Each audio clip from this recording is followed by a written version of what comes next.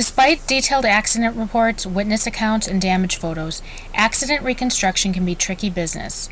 That's where the annual ARC-CSI Crash Conference comes in. Live, full-scale crash tests and technical presentations provide in-depth collision reconstruction and investigation education. Rusty HAIGHT, accident reconstructionist and Guinness World Record holder for the most human crash tests, says that in a crash there are three components that affect the body. You have, the car and the car hitting each other, and then the outside of your body getting caught up by the seat belt, or if you're not wearing the belt, getting caught up by the airbag or the steering wheel. The next part of the crash is your inside parts hitting your inside parts. My brain hitting the front of my skull, my heart and lungs moving against my ribs, and that's where the injuries occur. Knowing the way the body reacts to impact can help adjusters understand injuries. The information acquired by the crashes doesn't stop there. The conference is a great place for professionals to gather, compare, and evaluate data. You're getting some pretty amazing results from crashes, and part of the interesting part of that was to get the car crash part of it down to a pedestrian to see if a pedestrian would still have an effect on a car because of the incredible weight difference between the two. While event data recorders can also help investigators better determine the cause of a crash like never before, getting that information hasn't always been easy. But Mike MEROLLI, who specializes in fraudulent collisions, says a new mandate by the National Highway Transportation Safety Administration will help make that information more attainable. Event data recorders give investigators a better look, a more quantitative look, or a forensic look into exactly what happens when a crash occurs. And what that law requires is that all manufacturers are required to make that information available to a third party, not just internally, because virtually all automobiles today have some type of an event data recorder tied in with the airbag module. MEROLLI says the ruling was fueled by public exposure through product recalls like airbag modules and claims of unintended acceleration.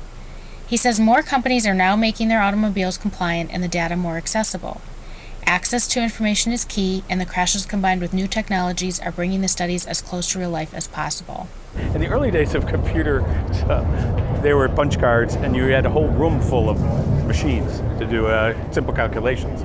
Now, if we all know on your computer you have a simple laptop that can handle 10 times what the old ones used to be able to do.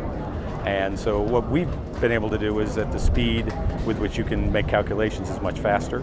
The graphics have gone much more spectacular, so you can achieve a much better version of reality as you're simulating.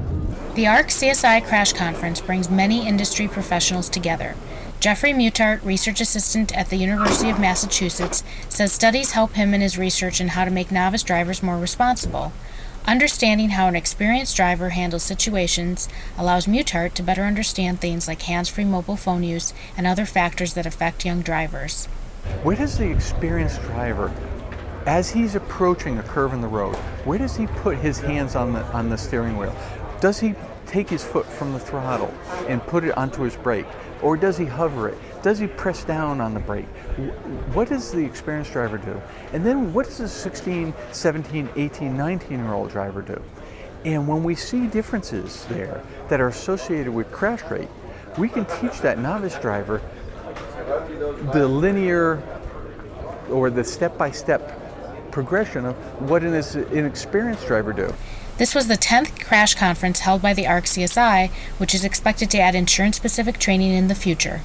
Next year we're going to expand the conference. We'll do our normal 4 days here in Las Vegas, but then what we thought we'd do is expand this for the insurance SIU adjusters, claims specialists, and start on a Thursday afternoon followed by a Friday morning set of crash tests. Some low speed stuff, some demonstrations of what it looks like to have a car that's actually hit while parked. The things that the insurance field is actually interested in.